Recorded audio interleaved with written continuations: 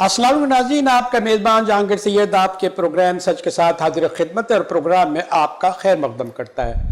नाज़रीन, जिस तरह के आप जानते हैं हमारे प्रोग्राम का फॉर्मेट ये है कि कोई भी हम हॉट इशू लेते हैं और उसके एक्सपर्ट के तौर पर हम मदद लेते हैं कि उस पर तबसरा आए, तज्जिया आए, एक पिक्चर आपके सामने आए।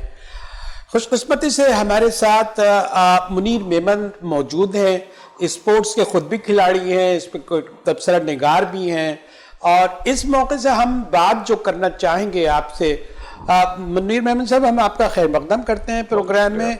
और आपको देख के तो लग रहा है कि मुझे भी क्रिकेट के ग्राउंड में उतर जाना चाहिए और क्रिकेट ही की बात करनी चाहिए, क्योंकि जो हादसा कल हुआ है, अलमिया जो हुआ है कि न्यूजीलैंड की team Pakistan I at the 11th our, उसने बगैर एक छोटी सी वजह बताई है कि हमें थ्रेट है, सिक्योरिटी थ्रेट है, और वो जहाज पकड़ के चली गई। इससे पाकिस्तान का जो मोरल डाउन हुआ और क्रिकेट को जो नुकसान पहुंचा वो भी आपकी नज़र में है। लेकिन ये जो सिक्योरिटी थ्रेट है, जबकि हमारा क्लेम ये है कि हम सिक्योरिटी थ्रेट हमारा नहीं रहा और जो सामने वाले लोग हैं वो ये कहते हैं कि ये तो था। तो अब आप ये क्या समझते हैं, ये है क्या सिक्योरिटी थ्रेट भी था? और उसके बावजूद जो है हमारा क्लेम ये है कि हम जिस इलाके में क्रिकेट हो रही थी रावलपिंडी के ग्राउंड में, वो हाई सिक्योरिटी जोन है वो, तो ये कैसे हो गया, ये तमाशा कैसे हो गया और कितनी हमारा मोरल गिरा? और भारतीय टीवी को तो मजे आ गए, उसने तो उछालना शुरू कर दिया। जहांगीर साहब, पहले तो बहुत बहुत शुक्रिया, आपने प्रोग्राम में मदद किया। आज का जो बड़ा टॉपिक है ना, बड़ा इंटरेस्टिंग है। आपने बात की क्रिकेट के मैदान की, खेलों के मैदान की जब बात होती है तो हम बहैसियत कौम पाकिस्तानी हम सब बहुत प्राउड फील करते हैं, क्योंकि खेल तो हमारी रग रग में बसा हुआ। क्रिकेट की बात करें तो क्रिकेट तो हमारी जिंदगी का एक अहम हिस्सा है। आपने दूसरी बात ये भी कही कि मेरा दिल होता है कि मैं भी अब मैदान में उतर रहा हूं, तो सर मैदान में आप जरूर उतर आइएगा, लेकिन एक बात याद रखिएगा, जो लोग मैदान में उतरते हैं वो मैदान छोड़ के भागते नहीं है। खास तौर पे हमारे दौर में तो हम देखते रहे कि कभी लोग मैदान छोड़ के नहीं भागा करते थे, और जो मैदान छोड़ के एक बार राह फरार इख्तियार कर ले तो फिर उस पर एतबार नहीं किया जा सकता। मुझे अच्छे से याद है कि जब हम छोटे हुआ करते थे तो कुछ लोग, बच्चों में होता है ना कि बैटिंग ली और बैटिंग लेके चले गए। इसी तरीके से न्यूजीलैंड की टीम ने कुछ मजाक किया। वो आए, उन्होंने पाकिस्तान की फिजाओं का भरपूर मजा लिया। आपको पता है इस्लामाबाद, पिंडी, खूबसूरत तरीन शहर दुनिया के, फिर वहां का जो स्टेडियम जगमगा रहा था, झिलमिला रहा था। प्रेसिडेंट लेवल की सिक्योरिटी उनको मिली। सर ये भी होता है कि आप किसी को उससे तवक्कुआत से बढ़ के दे दें तो वो भी हजम नहीं होता। जिस तरह हम कराची वाले ना, हमें पोल्यूशन ज्यादा ऑक्सीजन मिलती है, हमें कार्बन डाइऑक्साइड मिलती है, तो हम उसमें सही रहते हैं। लेकिन जब हम जाते हैं बाहर मुल्कों में या हम जाते हैं नॉर्दर्न एरियाज में जहां खुली फिजा है, तो वहां हमारी तबीयत खराब हो जाती है, हम आदी नहीं होते ना सर उस चीज के। इसी तरीके से न्यूजीलैंड की टीम को भी शायद ये सिक्योरिटी, ये रोब, ये प्रोटोकॉल्स रास नहीं आए, और शायद 4-5 दिन उन्होंने जब छुट्टियां गुजार ली और उन्होंने सोचा कि अब तो छुट्टियां भी हो चुकी हैं, अब तो माहौल भी बन गया, पाकिस्तान जिन लड़कों ने नहीं देखा था वो भी देख लिया, तो अब खेलने की क्या जरूरत? वैसे भी खेलने के लिए जो जिगरा चाहिए वो हर किसी के पास हो, ये जरूर नहीं। हाँ, दिलों से खेल गए, ये बात जरूर करूंगा कि न्यूजीलैंड में एक ऐसा मुल्क जिसके बारे में पाकिस्तानी हमेशा सेंटिमेंट्स रखते हैं और बहुत वार्म रिगार्ड रखते हैं, एक ऐसा मुल्क हमारे जज्बात से खेल गया, हमारी इतनी बड़ी आबादी।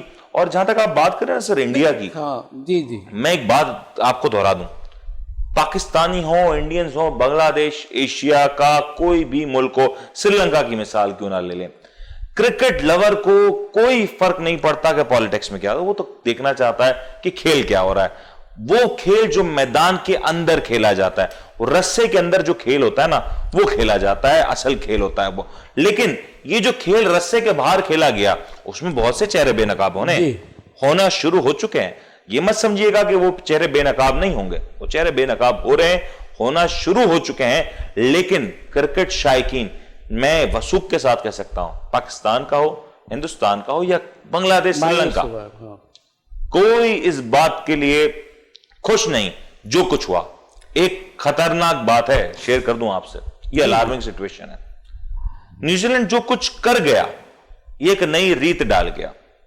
कल को किसी को भी सिक्योरिटी थ्रेट हो सकता है। न्यूजीलैंड को सिक्योरिटी के मामला से मुस्तस्ना तो नहीं है। दुनिया का कोई मुल्क आज ऐसा नहीं जहां सिक्योरिटी थ्रेट्स ना हो। तो बगैर किसी वजह के बताए, बगैर कोई सिक्योरिटी अलर्ट जारी किए, उसकी इंफॉर्मेशन शेयरिंग किए, कैसे मुमकिन हुआ कि एक मुल्क की, जिसकी मैं बहस में नहीं पढ़ा, लेकिन पाकिस्तान की एजेंसीज का मुकाबला तो कोई नहीं कर सकता। ये सारी चीज़ें अपनी जगह पर हैं जो आपने बयान की हैं, और जो सदमे की बात थी उसमें पाकिस्तानियों के जो जज्बात हैं वही है, उसी की आपने तर्जुमानी की है। लेकिन ये मैं कहता हूँ कि एक वहाँ से टीम चली, यहाँ आई, यहाँ तैयारी की, उसने प्रैक्टिस की, और वो आखिरी तक जो है वो तैयार थी, ग्राउंड में आने के लिए तैयार थी, सारी चीज़ें बड़ी स्मूथ चल रही थी। इसका मतलब ये है कि वाकई कोई थ्रेट थी कि इनको अपनी जान की परवाह अब थी, और उनको कहीं से इत्तला आई कि भाई आप चले जाएं। एक ये भी पहलू है ना, इसको आप किस तरह देखते हैं? जहांगीर साहब, मजे का खेस है। ये इंटेलिजेंस एजेंसीज कौन सी हैं जिनको कभी 20 साल बाद एहसास होता है कि हम ये जंग नहीं जीत सकते? ये इंटेलिजेंस कौन सी है जो ये बताती है, जब एक टीम वहां से निकलती है, क्वारंटाइन कंप्लीट करती है, पाकिस्तान आती है, पाकिस्तान में 4 दिन तक 5 दिन तक इन्हीं ग्राउंड्स पे खेलती है, प्रैक्टिस करती है, तब कोई इंटेलिजेंस नहीं होती? ये तो इंटेलिजेंस समझ से बालातर है। मैं एक शेयर अर्ज करता चलूं न्यूजीलैंड के हवाले से। जी जी। एक जरा सी बात पे बरसों के याराने गए, अच्छा हुआ कुछ लोग तो पहचाने गए, और ये पहचान होना बड़ी जरूरी थी, क्योंकि जब आपको शायकीन को बताता कुछ लोग पहचाने गए। यहाँ हम ये देखते हैं कि हमारी जो सहाफती बरादरी है उसमें क्रिटिसाइज तो आप करें, हुकूमत पे भी करें, उसके इंतज़ाम पे भी करें, लेकिन ऐसा माहौल लगा था कि कुछ ऐसा तबका भी है उसमें जो इस बात पर खुशी का इजहार कर रहा था कि वो हम खेल नहीं सके। ये किस एंगल से और क्यों कर रहा था? ये नफरत, किसी की नफरत में जब कोई किसी हद से आगे निकल जाता है, उसकी ये मिसाल होती है। पाकिस्तान से नहीं होगी, मैं ये नहीं कहता, लेकिन कहीं ना कहीं सहाफियों को, सर, जो फ्रंट लाइन में जो है लड़ते हैं पाकिस्तान के लिए, सर, इसमें सहाफी सिर्फ नहीं थे, कुछ सहाफी थे, कुछ पॉलिटिशियंस थे, कुछ सोशल एक्टिविस्ट थे, जिन्होंने पाकिस्तान से जो टीम गई है उस पर बहुत खुशी का एहसास किया, इजहार किया।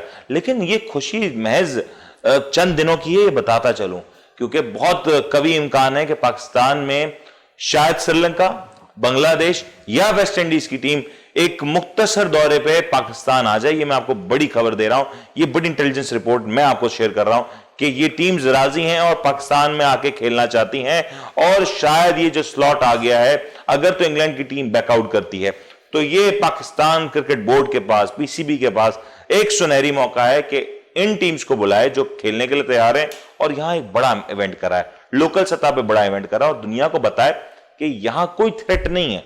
मैं समझ नहीं से पा रहा कि न्यूजीलैंड, अगर आप नक्शे पे देखेंगे ना दुनिया के, एक ऐसा मुल्क जो पूरी दुनिया से कटा हुआ है।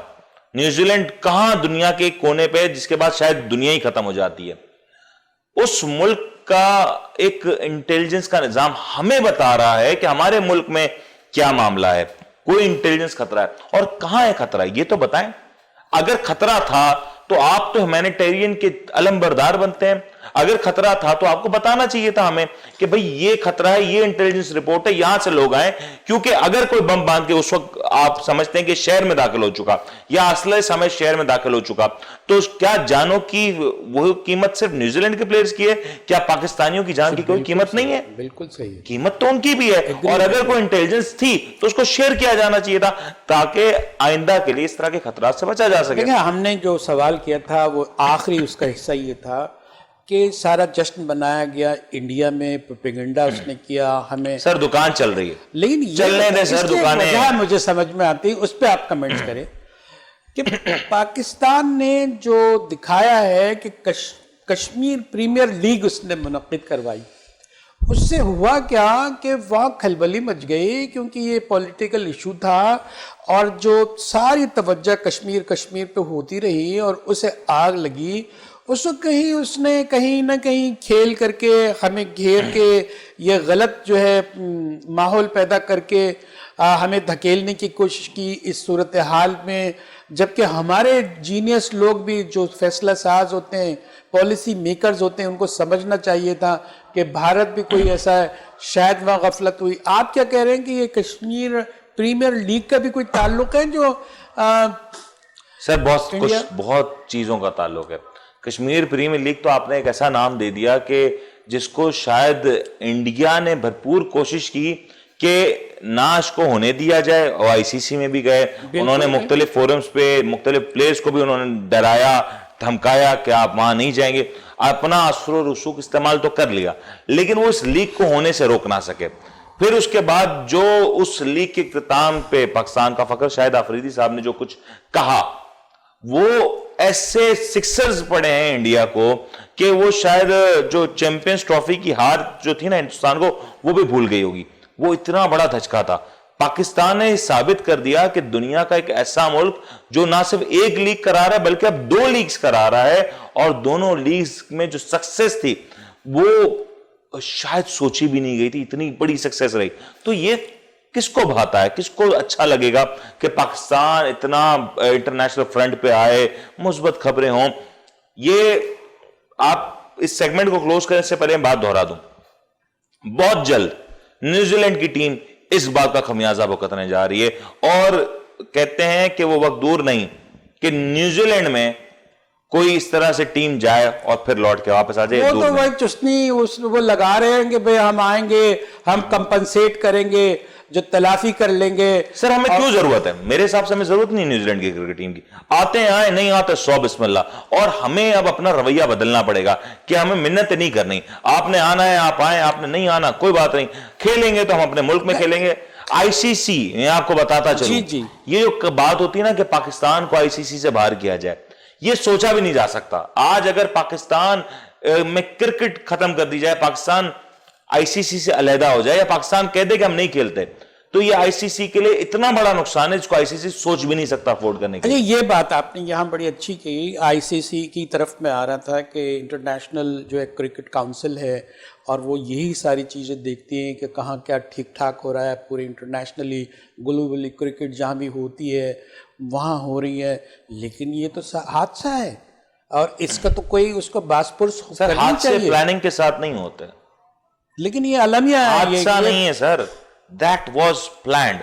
پلانڈ چیز حادثہ نہیں ہوتی، یہ بات یاد رکھے گا۔ ہمیں نہیں بولنا یہ حادثہ، ہمیں نہیں بتانا کہ انہوں نے یہ کیا، ہمیں یہ پتا ہونا چاہیے، کاروائی سخت کرنی چاہیے۔ دیکھیں ہم لوگوں کو ہمیں نیوزی لینڈ کو آئسولیٹ کرنا ہوگا، ہمیں نیوزی لینڈ کو آئسولیٹ کرنا ہوگا، صحافتی موقف دینا ہوگا، دنیا بھر میں ہماری آواز پہنچنی چاہیے کہ اگر نیوزی لینڈ ہمارے ساتھ یہ کیا تو نیوزی لینڈ کی ٹیم اب بے اعتبار ہو گئی۔ نیوزی لینڈ کی بات کر رہے ہیں، انگلینڈ بھی اسی لائن پر چلتا ہوا نظر آ رہا ہے، اور خدشہ یہ ہے کہ جو ہونے والا ہے اس کے ساتھ ٹورنامنٹ، وہ جو کہیں دوبارہ جو ہے ڈیلے میں نہ چلے جائے۔ سر انگلینڈ اگر یہاں سے منع کر دیتا ہے تو وہ انگلینڈ کے اوپر تو ہے کہ انگلینڈ منع کر سکتا ہے، لیکن میں انگلینڈ کو قصوروار اس لیے نہیں ٹھہراؤں گا اس طریقے سے کیونکہ ابھی تک انگلینڈ کی کرکٹ ٹیم یہاں آئی نہیں ہے، نیوزی لینڈ کی ٹیم یہاں آ چکی۔ میں اس بات کو سمجھنے سے قاصر ہوں کہ اگر سیکیورٹی تھریٹ تھا، ذرا سنیے گا، ناظرین کو بھی سمجھنا چاہیے کہ اگر سیکیورٹی تھریٹ تھا اور وہاں سے ان کی جو گورنمنٹ ہے، ان کی جو وزیر اعظم صاحبہ ہیں، جو اس وقت جب مسجد پہ حملہ ہوا تو بہت رو رہی تھی، تو مجھے ان کے آنسو بھی یاد آ گئے، خیر تو ان کو یہ بات سمجھنی چاہیے کہ جس ٹیم کو اتنا خطرہ تھا کہ آپ نے اس سے کہا کہ اسے کمرے میں رکھنا ہے، کوئی کمرے سے باہر نہیں نکلے گا، آپ نے ایئرپورٹ تک کا سفر کیسے کرنے دیا پھر انہیں؟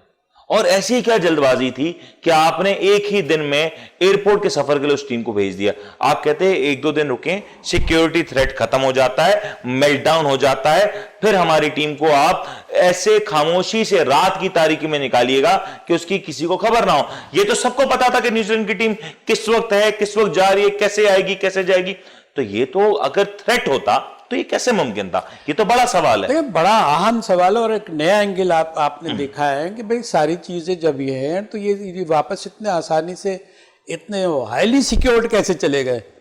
اب یہ اس میں یہ بھی ایک کانسپائریسی تھیوری آ سکتی ہے کہ کہیں ایسا تو نہیں ہے کہ کوئی کسی کے مفاد میں کوئی تجارتی مفاد ہو، کسی ملک کا اس نے پریشر ڈالا ہو، جیسے انڈیا ہے اس کے کوئی معاہدے، کوئی اگریمنٹ، کوئی ایکارڈ ہو، اس کی وجہ سے پریشر کی وجہ سے وہ وڈرول کر گئے ہوں. بات یہ ہے کہ ہم اس تصویر کا جو رخ دیکھ رہے ہیں نا، اکثر میرے دوست، صحافتی دوست جو دیکھ رہے ہیں رخ، بہت محدود دیکھ رہے ہیں.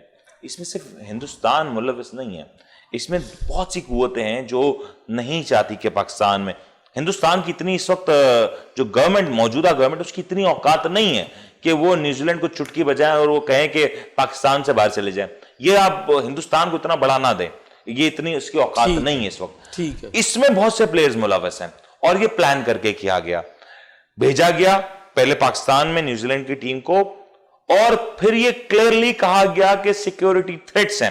آپ مجھے یہ بتائیں کہ اس وقت یہ کیوں نہیں کہہ دیا گیا کہ کووڈ کی وجہ سے کچھ پلیئرز بیمار ہو گئے، کوئی معاملہ ہو گیا؟ بہت سی ابھی ریسنٹ میں سیریز کینسلز ہوئی ہیں، اس طرح سے ہوتی رہی ہیں. آپ نے کہا کہ کووڈ ہے، بلکہ ہندوستان کے، تو میں ایک اور بات بتاتا چلوں کہ ہندوستان نے ابھی ایک ٹیسٹ میچ کم کرا دیا سیریز میں سے، کیونکہ انہیں آئی پی ایل کھیلنے جانا تھا تو وہ ٹیسٹ میچ کم کرا دیا گیا. وہاں کوئی سوال نہیں ہوتا، وہاں کوئی بات نہیں ہوتی، ہم ہی پہ آتی ہے. بس کہتے ہیں نا، بر گرتی ہے تو بس مسلمانوں پہ. ناظرین، یہاں چھوٹا سا بریک لیتے ہیں. جس طرح کے ہمارے منیر میمن نے وضاحت کی اور اینگلز دیے اور جو تبصرہ کیا، کوئی تجزیہ کیا، بہتر پکچر ہمارے سامنے آئی ہے. ہم اور اس کا ہم فیڈ بیک بھی چاہیں گے، لیکن ہم یہ چاہتے ہیں کہ ہمارے ساتھ رہیے. ہم دوسرا حصہ پروگرام کا کرتے ہیں، اس کے بعد جو ہے وہ ہم چاہیں گے کہ آپ کے سامنے سے کچھ سوالات رکھیں. یہ جو نئی بسیں آئی ہیں کراچی کے لیے، 40 بسیں، بہت اہم ٹاپک ہے، یہ بہت اہم ٹاپک ہے کراچی والوں کے لیے، ملک بھر سے جو لوگ پاکستان سے، اس کا جواب ہم لیں گے ایک چھوٹے سے بریک کے پاس. ہمارے ساتھ رہیے.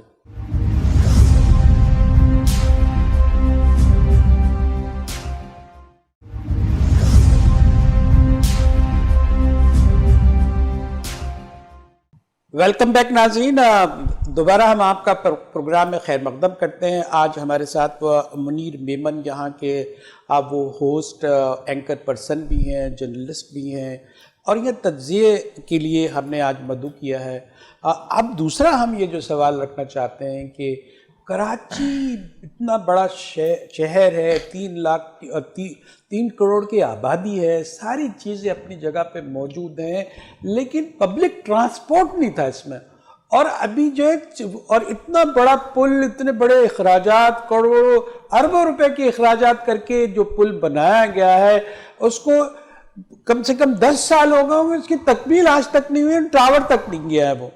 تو ہم آپ کے سامنے یہ سوال رکھتے ہیں منیر میمن صاحب. سر یہ سوال تو نہ کہیں، کو تو کہیں مذاق رکھیں، شغل رکھیں، یہ سوال نہیں ہے سر. جی نہیں، یہ اس لحاظ سے آپ سوال کہہ سکتے ہیں. یہ تباہی کیوں کراچی والوں کے ساتھ ایسا کیوں ہے؟ یہ جو 40 بسیں ہیں، یہ کب یہ جو نظر آتی رہیں گی اور کب غائب ہو جائیں گے، کب اسکریپ ہو جائیں گی؟ اچھا، ویسے مزے کی فگر ہے 40 کی، کیونکہ پہلے بھی ماضی میں بھی بسیں اسی ریشو سے آتی رہی ہیں، 40 آتی رہی ہیں. لیکن اب کے تو 80 آنی تھی. نہیں آئیں گی، وہ بھی 40، وہ آتی ہمیشہ ایسے ہی ہیں. 40 آتی ہیں، پھر 40 آتی ہیں، پھر 4 رہ جاتی ہیں، پھر ان کے صرف باقیات رہ جاتی ہیں، اور یہ بڑا جلدی ہو جائے گا. یہ میں آج آپ کو پروگرام میں کہہ رہا ہوں، آن ریکارڈر لکھ لیجئے گا تمام. دیکھیں، آپ اب پرانے ایکسپیرینس پہ کہہ رہے ہیں، لیکن اب تو فیڈرل گورنمنٹ نے کیا ہے، وہ کہتے ہیں کہ ہم مانیٹر بھی کریں گے. سر بالکل، اور سندھ گورنمنٹ بھی بڑے دعوے کر رہی ہے، نہ جانے کب اس کے دعوے پورے ہوں گے. آپ کیا کہیں گے؟ سر بات یہ نہیں ہے، بات یہ ہے کہ دعوے وعدے تو خان صاحب نے بہت سے کیے تھے. ٹیم نہیں موجود ان کے پاس کہ اس مائکرو لیول تک جا کے اس چیز کو دیکھیں، مانیٹر کریں. لیکن میں کراچی والوں کو وقتی خوش ہونے پہ بالکل مبارکباد دیتا ہوں کہ چلیں، بالآخر دیر آئے درست آئے، اور بڑی دیر کر دی مہرباں آتے آتے. ابھی بھی دروازے پہ کھڑے ہو، ابھی بھی گھر کے اندر نہیں آ رہے، 2 مہینے اور لگیں گے. ہاں، ابھی تو بہت سے دلہن سجیں گے، ابھی تو عشق کے امتحان اور بھی ہیں. بات نہیں ہے سر، بسیں تو آ گئی ہیں، چلیں گی کہاں پہ؟ ذرا یہ تو سوچیں. جس ٹریک کی بات کرتے ہیں اس ٹریک کے اوپر آپ نے کبھی غور کیا کہ وہ ٹریک کی صورتحال کیا ہے؟ بریکس اینڈ کریس کی شکایتیں جگہ جگہ پہ، اسٹاف نہیں بنائے گئے، تو دور کی بات ہے سر. لاہور میں جب میٹرو بنی، پنڈی اسلام آباد میں جب بنی، آپ نے دیکھا وہاں پہ کام ہوا، وہاں پہ بہت کچھ تعمیر ہوتا ہوا نظر آیا. لیکن یہاں پہ جب یہ صورتحال ہوئی تو آپ نے کتنے اسٹیشنز تعمیر ہوتے ہوئے دیکھے، کتنے ایسکیلیٹرز آ گئیں، کتنے جگہوں پہ.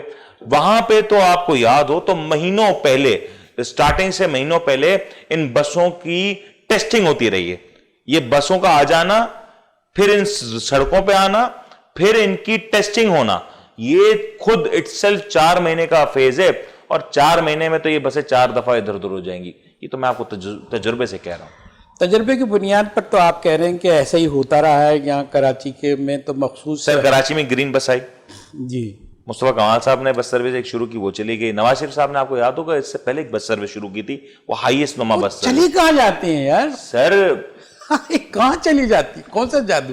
یہ کون لے جاتا ہے اور کہاں استعمال ہوتی ہے؟ ڈاکٹروں کے استعمال میں آتی ہے سر. ڈاکٹر نہیں، جسم کے مختلف اعضاء کو کھولتے ہیں، پریکٹس کرتے ہیں. اسی طرح ہمارے یہاں آپ دیکھیں ڈینٹرز وینٹرز ڈسمینٹل کر کے جو ہے وہ بھی ایک فیلڈ ہے، وہ ایک ہنر ہے. آپ کے میرے پاس نہیں ہے، لیکن جن کے پاس ہے وہ بڑا خوبصورت جانتے ہیں سر.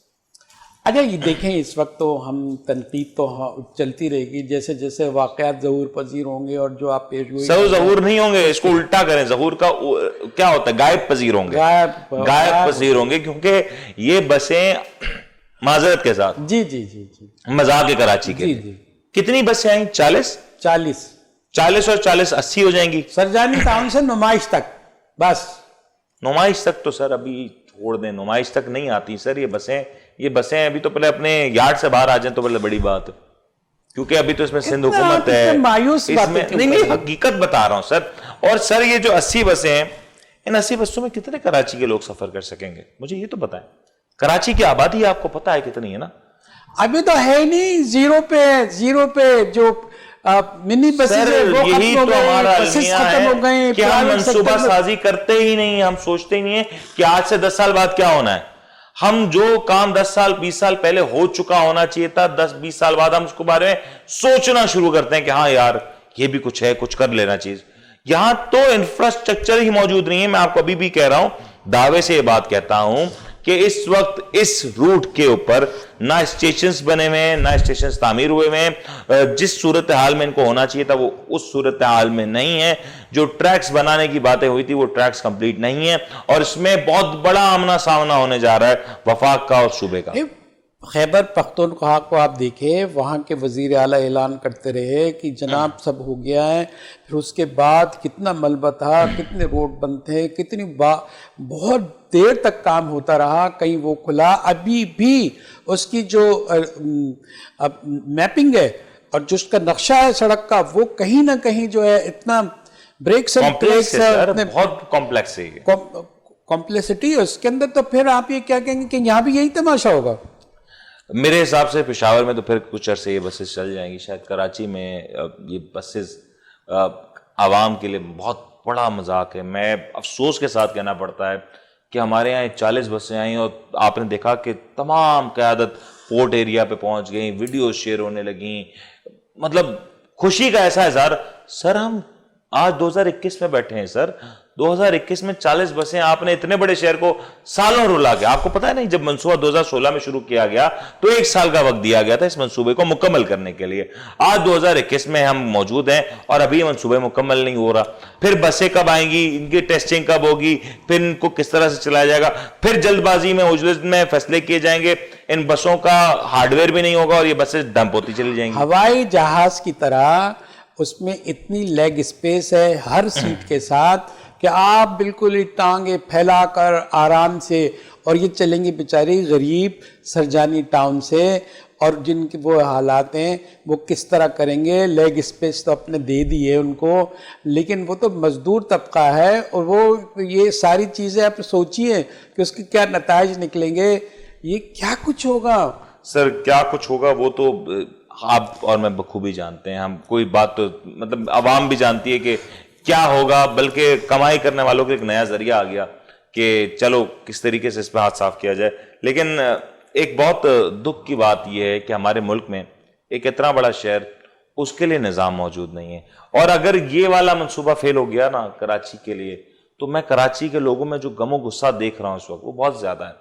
کیونکہ جب کراچی کے لوگ لاہور جاتے ہیں, اسلام آباد جاتے ہیں, وہ دیکھتے ہیں کہ ایک ٹیکس کا پیسہ ہے جس میں ایک بڑا حصہ کراچی کی عوام کا ہے.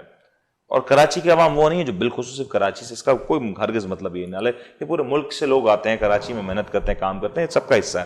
لیکن افسوس یہ ہوتا ہے کہ جب ہم دیکھتے ہیں کہ یہاں شاید ہی کوئی ایسی سڑک ہو جو صحیح سلامت نظر آئے. شارع فیصل بھی جگہ جگہ گڈھے آپ کو نظر آتے ہیں. لیکن جب آپ اس سے آگے نکلتے ہیں, آپ دیکھتے ہیں پنجاب میں, لاہور میں, اسلام آباد میں ایک کمال ڈیولپمنٹ نظر آتی ہے. کم از کم وہ تو کراچی کا بھی حق تھا. اور اگر یہ منصوبہ فیل ہو جاتا ہے تو پھر ہائر پیپلز پارٹی, لوگ کیا کہیں گے پیپلز پارٹی کو؟ قرض لے کے بنایا گیا ہے, جب بین الاقوامی اداروں سے قرض لے کے بنایا گیا ہے. اور ابھی آپ یہ دیکھیں کہ جو لاہور میں یہ چلی, اس میں کتنی سفسٹیکیٹڈ چیزیں ہیں. اس کو یہ جنگلہ بسیں کہتے رہے ہیں, لیکن یہاں تو جنگلہ بھی نہیں ہے سر. جنگلہ نہیں, یہاں تو سب کنگلہ ہے سر. یہاں تو کچھ بھی نہیں ہے سر, یہاں تو مذاق ہے. کیونکہ عوام یہاں پہ جو چیزیں ہیں, جو دنیا بھر میں جو کچھ ہو رہا ہے اس سے نا واقف ہیں. شاید اس وجہ سے یہ حکمران یہ عوام کا مذاق اڑاتے نظر آتے ہیں. ایک بات یہ بتائیں کہ دیکھیں حکومت یہ کہے گی, حکومت کے چاہنے والے یہ کہیں گے کہ زبردستی ایک چیز آ گئی ہے, ایک کوشش کی ہے, ایک میجر اسٹیپ لیا ہے, سر اور آپ تنقید کر رہے ہیں. مجھے کوشش نہیں, مجھے یہ بتائیں کہ اس پورے پروجیکٹ کا انچارج کون ہوگا, اور مجھے یہ بتائیں کہ اگلے 3 سال کے لیے اس کا پلان کیا ہے. اگر اس میں سے ایک بس بھی اگلے 3 سال میں کم ہوتی ہے تو کون ہوگا ذمہ دار؟ یہ ایک بس کتنے کی ہے سر؟ لاکھوں کروڑوں روپے کی بس ہے سر, کروڑوں روپے کی اگر یہ بس ہے, اور اگر ایک بس بھی اس میں سے کم ہوتی ہے تو ذمہ دار کون ہے؟ کیا کسی ذمہ دار کا تعین کیا گیا؟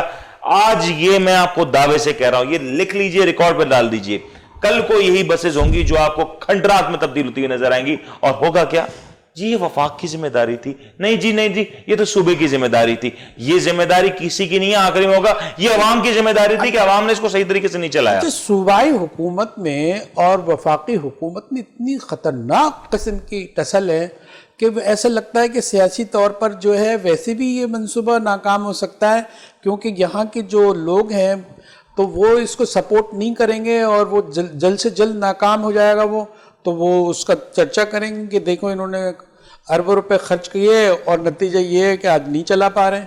تو یہ بھی تو ٹسل بھی تو ناکامی کی وجہ ہو سکتی ہے. سر ٹسل نہیں ہے, دیکھیں ٹسل تو وہاں ہوتی ہے جہاں پرفارمنس کرنی ہو. یہاں تو پرفارمنس ہی نہیں کرنی, یہاں تو آپ کہتے ہیں نا you compete to one.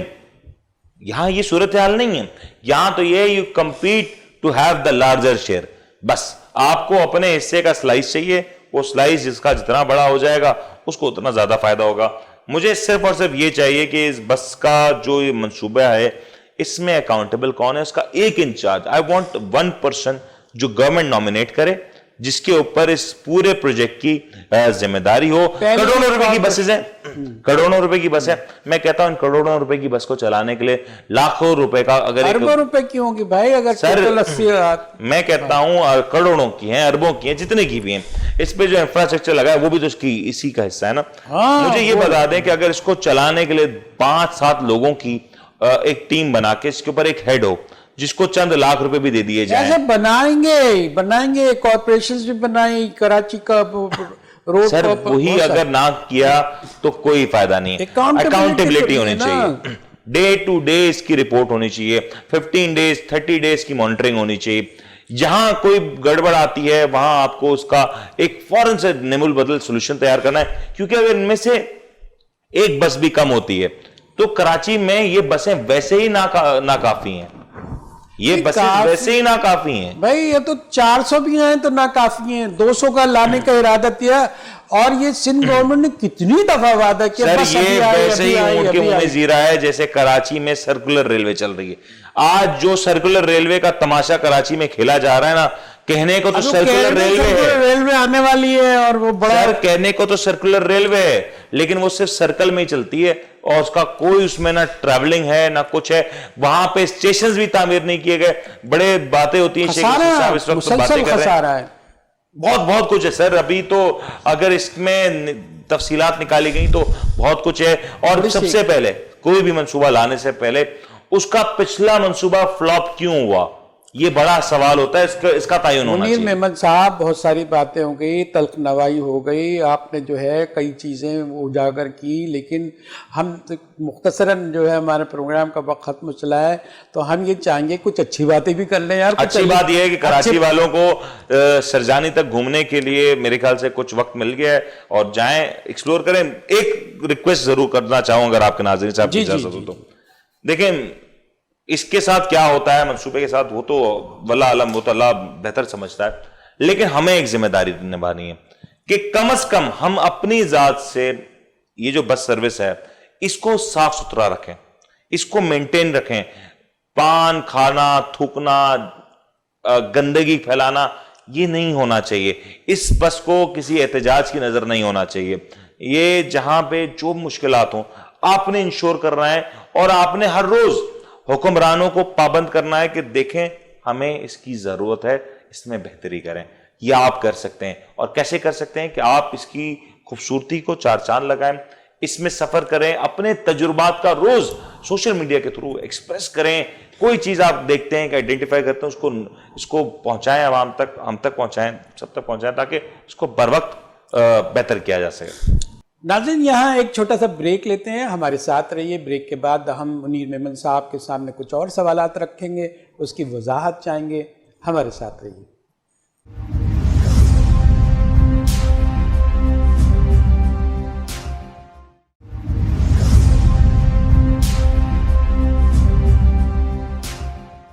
Welcome back ناظرین, پروگرام میں دوبارہ ہم آپ کا خیر مقدم کرتے ہیں. ہماری تیسری جو خبر کا ہم نے انتخاب کیا اس لحاظ سے ہم چاہ رہے ہیں کہ جو ووٹنگ مشین ہے ہماری, جس کے اوپر سارا تنازع کھڑا ہوا ہے, اور الیکٹرانک مشین ہے, لہٰذا جو ہے اس پہ شکوک و شبہات بھی پائے جاتے ہیں. لیکن سب سے جو بڑا مسئلہ ہے وہ ہم منیر محمد صاحب سے پوچھیں گے کہ منیر محمد صاحب, پہلے تو ہم چاہیں گے کہ ایک سوال آپ کے سامنے رکھ دیں اور پھر اس سے آپ کی وضاحت چاہیں گے. اور یہ ہے کہ یہ جو الیکٹرانک مشین ہے, ووٹنگ مشین ہے, وہ حکومت اتنی ضد کر رہی ہے, لیکن وہ اس کا طریقہ کار اتنا بھونڈا ہے جس پہ حیرت ہوتی ہے کہ آپ ایک الیکشن کمیشن ہے, وہ جو ہے نا آئینی اتھارٹی ہے, جس طرح فوج ہوتی ہے, جس طرح دوسرے بڑے بڑے ادارے ہیں, یہ کہتی ہے حکومت یہ کہ اداروں پر جو ہے کیچڑ نہیں اچھالنی چاہیے. اب یہ کہہ رہے ہیں کہ یہ جناب انہوں نے کوئی رشوت لی ہوئی ہے, اور دوسری بات یہ کہتے ہیں کہ یہ جو نا اپوزیشن کی زبان بول رہی ہیں, اس کا کوئی خفیہ ایجنڈا ہے. یہ ساری چیزیں کیسی ہوتی ہیں؟ اگر آپ ایک الیکشن کمیشن کو کمزور کریں گے تو اس سے جمہوریت کو فائدہ ہوگا, ملک کو فائدہ ہوگا, ریاست پنپے گی. کہاں آپ دیکھ رہے ہیں ان ساری چیزوں کو؟ جہانگیر صاحب, یہ جو آپ نے ٹاپک, جو تیسرا ٹاپک اٹھایا نا آج کا, یہ بڑا مشکل ٹاپک ہے میرے لحاظ سے. جس طریقے سے آپ نے کہا کہ اداروں کی بات ہونی چاہیے, کہیں نہ کہیں اداروں کو اپنے آپ کی بھی رٹ منوانا آنا چاہیے. انٹیگریٹی کیوں نہیں ہے ان اداروں کی, یہ بھی ایک سوالیہ نشان تو ہے. آپ نے موازنہ کیا کہ اداروں میں تصادم نہیں ہونا چاہیے, اداروں کو رسپیکٹ دینی چاہیے. آپ نے کہا فوج بھی ایک ادارہ ہے, الیکشن کمیشن بھی ایک ادارہ ہے, لیکن ہم فوج کو الیکشن کمیشن کے ساتھ موازنہ کر نہیں سکتے. فوج نے سالوں سال کئی بار اپنی انٹیگریٹی کو منوایا ہے. آپ اور میں ہماری پاک فوج کے جس طریقے سے بلائنڈ فیتھ کرتے ہیں, اس کی کوئی وجہ یہ ہے کہ ہمیں قربانیاں نظر آتی ہیں, ہمیں سچائی نظر آتی ہے. لیکن اپنی جگہ پہ ہے منیر محمد صاحب جو کچھ آپ بتا رہے ہیں, لیکن میرا مقصد یہ نہیں کہ ہم اس سے کمپیریٹیو کریں, اس کی خدمات میں یہ آ رہا ہوں وسائل کیوں ہو رہا ہے لمٹ میں آپ بات کریں. ہنگامہ کیوں ہے؟ کانسٹیٹیوشنل جو ہے نا ادارہ ہے, آئینی ادارہ ہے, اس کو آپ کس کو بدل نہیں سکتے طریقہ کار کے بغیر. نہیں, ہرگز بدلنے کی بات نہیں ہے. لیکن کہیں نہ کہیں جب بات ہوتی ہے الیکشن کمیشن آف پاکستان کی, کیا آپ کو ذہن میں یہ تصور آتا ہے کہ الیکشن کمیشن پاکستان اثر و رسوخ سے پاک رہا؟ ہم نے دیکھا الیکشن کمیشن پاکستان میں کئی بار ایسی چیزیں آئیں جہاں پہ دورہ معیار نظر آیا. ہمیں بہت بار دیکھا گیا الیکشن کمیشن پاکستان کی پرفارمنس کیا رہی. ، ِ ِ ِ بہت کچھ ہمارے سامنے ہے. ماضی میں جتنے بھی انتخابات ہوئے اس میں جو کچھ ہوا، ابھی بھی کنٹونمنٹ بورڈ کے جو انتخابات ہوئے اس میں بھی الیکشن کمیشن کا جو کردار رہا ہمارے سب کی نظروں کے سامنے تو ہے نا. اب یہ الگ بحث ہے کہ کیا حکومت اس کو امپوز کر رہی ہے یا حکومت پریشرائز کر رہی ہے. اگر میں ایک سائیڈ کی سٹوری لوں، وہ تو کہتے ہیں کہ دیکھیں اگر ایک اچھا کام ہو رہا ہے اس کو پریشرائز کر کے بھی ہوتا ہے تو ٹھیک ہے، ہو جانے دیں. دیکھیے پریشرائز کرنے کا طریقہ الگ ہوتا ہے، اس کے طریقہ یہ ہوتا ہے. سر طریقہ فالو کیا گیا، طریقہ میرے حساب سے کہیں نہ کہیں فالو یار کیا آپ گیا. اس کو کیسے بات کر رہے ہیں محمد صاحب کہ وہ اس سے کہہ رہے ہیں کہ 37 اس نے جو ہے نا اپنے الزامات دیے کہ بھائی یہ چیزیں ہمیں اعتراض ہے، اعتراضات داخل کیے انہوں 37 نے. اعتراضات شاید پڑھے نہیں ہیں، شاید اگر وہ 37 اعتراضات کو پڑھ لینا تو میں کہتا ہوں 3700 اعتراضات اس موجودہ سسٹم میں ہیں. اب آپ مجھے بتائیں کہ 3700 چاہیے یا 37 چاہیے. دیکھیں 100% پروف تو کسی چیز کا نہیں ہے نا بھائی. آپ یہ گا اگر کسی کوئی چیز ناکام ہو گئی ہے تو آپ جو دوسری چیز لائیں وہ ایک نیا ایکسپیرینس کریں، ایک نیا طریقہ نکالیں، اور وہ جو ہے قابل عمل بھی نظر نہیں آ رہا. اعتراضات بھی بہت ہو رہے ہیں، پبلک اعتراض کر رہی ہے. الیکٹرانک سسٹم یہاں جو ہے کوئی سسٹم ہی نہیں ہے، یہاں سسٹم ہے الیکٹرانک سسٹم. آپ کے بڑی چیزیں ہیک ہو جاتی ہیں، پوری آپ ایف بی آر کی جو ہے سائٹ ٹوٹ گئی ہے. آپ اور ایک بٹن دبائیں رزلٹ کیا آتا ہے، آپ کہتے ہیں دیکھیں. ارے بھائی طریقہ ہے. اس کی کمیٹی تھی نا جو اس کی قومی اسمبلی کی کمیٹی میں، جس میں ضمنی کمیٹی تھی، ذیلی کمیٹی تھی، وہ اس نے ریجیکٹ کر دیا، سب نے ریجیکٹ کر دیا. آپ میں یہ نہیں، کس بنیاد پہ ضد کر رہے ہیں؟ معذرت کے ساتھ مجھے اس سے کوئی فرق نہیں پڑتا ریجیکٹ کیا. میں یہ دیکھ رہا ہوں الیکشن کمیشن پاکستان نے اتنے سالوں میں خود کیا. میں یہ دیکھ رہا ہوں کہ عوام بڑی مشکل سے سر گھنٹوں دھوپ میں نکلتے ہیں ووٹ ڈالنے کے لیے اس امید کے ساتھ کہ ان کا ووٹ ڈلے گا، جس سے ایک تبدیلی آئے گی. کیا الیکشن کمیشن پاکستان نے گزشتہ کئی سالوں میں کوئی ایسا اقدام کیا جس سے ہم ٹرانسپیرنسی انشور کر سکیں؟ سیاہی پچھلے الیکشنز کی بات آپ کو یاد ہوگی کہ ہم یہ اس طرح کی سیاہی منگوائیں گے، اس میں اس طرح سے ہو جائے گا، یہ ٹریکنگ آسان ہو جائے گی. کہاں ہوئی؟ کہاں چلے گئے وہ سارے بیلٹ پیپرز ہمارے یہاں کے؟ وہ سب ادھر ادھر ہو جاتے ہیں. مدعا یہ نہیں ہے کہ سسٹم خراب ہے، مدعا یہ ہے کہ دونوں میں سے کم کون خراب ہے. آپ یہ کمپیریٹیو اگر آپ لیتے ہیں، مقابلہ اس سے کرتے ہیں تو کوئی نظیر قائم نہیں کر سکتے ہیں غلط کو. انٹرنیشنلی چلتا ہے الیکٹرانک ووٹنگ مشین. بھائی کئی ممالک ہیں یہ اچھا ہوا آپ نے دھیان دلا دیا مجھے. کئی ممالک ہیں جس میں فیل ہو چکا ہے اور اس کے خلاف احتجاج ہوا ہے، عوام سڑکوں پہ آ گئی ہے. ان سے سیکھ کے ہم ایک بہتر سسٹم، تو میں یہ نہیں کہہ رہا کہ اس سسٹم کو ڈال دیں، میں ہرگز یہ نہیں کہہ رہا، اور میں یہ بھی نہیں کہتا کہ حکومت کی یہ جو طریقہ ہے صحیح ہے. سسٹم ہے الیکٹرانک سسٹم، پاکستان جیسے ملک میں الیکٹرانک سسٹم، جبکہ آپ جو ہے سر بالکل رائٹ ابراڈ کے لوگ ہیں سر. میں کہتا ہوں پورے پاکستانی ہیں، وہاں سے ووٹ کیسا آئے گا، کس کو آئے گا؟ سر بہت آسان ہے، دیکھیں اتنا کوئی اس میں کوئی راکٹ سائنس نہیں ہے. پہلے تو اوورسیز پاکستانیز کی جہاں بات آتی ہے نا، ان کے لیے تو سب سے بیسٹ ہے الیکٹرانک ووٹنگ سسٹم، کیونکہ وہاں انہوں نے ووٹ دیا اور یہاں پہ اس کا کیلکولیشن آنی شروع ہو جاتی ہے. دوسری بات، میرے لیے الیکٹرانک ووٹنگ سسٹم جو ہے شہری آبادی میں تو کافی حد تک ایکسیپٹیبل ہے، بلکہ میرے لیے ایک لگتا ہے وہ بہتر چوائس ہے. لیکن جہاں پہ ہم گاؤں دیہات پہ جاتے ہیں وہاں پہ لٹریسی ریٹ نہیں ہے، پھر وہاں پہ اس سسٹم کا فیلئر بڑا ہونے کے اب آئے نا، اب آئے آپ ٹریک پر کہ بھائی یہ بھی تو بتائیں نا. سر نیم البدل دینا ہوگا، ہمیں ایک نئی چیز دینی ہوگی. ہم ایگزسٹنگ سسٹم کے ساتھ تو کہیں نہیں جا رہے. 70-72 اتنے سال ہو گئے نا، الیکشن بھی ہو رہے ہیں، سب کچھ ہو رہے ہیں، ابھی ہم تجربے ہی کرتے رہے. اس کو بہتر کیوں نہیں بنا سکے؟ آپ الیکشن کمیشن کی بات کر رہے ہیں، ہم تجربہ بھی نہیں کیا. معذرت کے ساتھ آج تک تجربہ بھی کہاں کیا؟ وہی بیلٹ پیپر ہے، وہی سیاہی ہے، وہی باکس ہے، وہی ریٹرننگ آفیسر ہے. بھائی اس کا یہی تو ہوتا رہا. الیکشن کمیشن کی ذمہ داری ہے کہ وہ صاف اور شفاف الیکشن کرائے. یار آپ اس کو سارے ریزلٹ آپ نے تسلیم کیے ہوئے ہیں نا. الیکشن کمیشن انجینئر تھا، کچھ اور کہتے ہیں یہ آ گئی حکومت، یوں آ گئی، سلیکٹڈ ہے، سب کچھ ہے، حکومت تو چل رہی ہے. हुकूमत तो पाकिस्तान में चल रही है, तो ये सारी जो ना एक्सेप्टेंस है ये भी तो अपनी जगह पे है। इसके साथ भी तो आप जी रहे हुकूमत कर रहे हैं। माजरत के साथ, हुकूमत चलना नहीं है, हुकूमत चलना अलग बात है, हुकूमत एक इंटेग्रिटी के साथ चले वो एक अलग बात है। यहाँ अपोजिशन में आज भी नहीं कहा जाता सिलेक्टेड वजीर आजम, सिलेक्टेड वजीर आजम, ये नारे तो अपोजिशन लगाती है। एक मुल्क का वजीर आजम चाहे वो जो भी है, मैं ये इस तफरीक में नहीं पड़ता किस पार्टी का, लेकिन वंस वो वजीर आजम बन गया तो उसको वजीर आजम की रिस्पेक्ट देना अब हमारे लिए जरूरी हो गया, चाहे मैं उसको पसंद ना करूं। ये एक सिस्टम चलना चाहिए भाई, तो चल रहा है ना, सिस्टम तो चल रहा है, किसी तरह भी चल रहा है। ये बताएं कि इलेक्शन कमीशन को आप ये देते हैं कि ये सिस्टम आप खुद देखें, चेक करें और इस पे दें। आप तो जो है ना पब्लिक में ले आए, आप जो है ना वो वहां जो दिखा रहे हैं कि यूं चलता है, यूं चलता है, सदर ममलिकत भी आ रहे हैं, माहिरीन के सामने रख के करते ना कि हमें मालूम होता। पहली बात ये कि माहिरीन के सामने है ना इस तरीके से तो नहीं होगा। मैं जो समझ पा रहा हूँ सिस्टम को, किसके सामने बिल्कुल मैं इसको बता देता हूं। इस सिस्टम के लिए एक ऐसी ऑडिट फर्म को हायर किया जाए, ऐसी कंसल्टेंसी को हायर किया जाए जो ट्रांसपेरेंसी इंश्योर करने में हमारी मदद दे, और इस सिस्टम का जो पूरा एक मैकेनिज्म है वो ट्रांसपेरेंट होना चाहिए। एक सवाल सिर्फ जो उठ रहा है कि अगर ये सिस्टम हैक हो जाता है तो दुनिया में क्या पहले बैलेट बॉक्सेस चोरी नहीं हुए? एक सवाल यहां पे ये आता है कि इससे जो नताइज आ रहे हैं वो उस तरीके से नहीं है।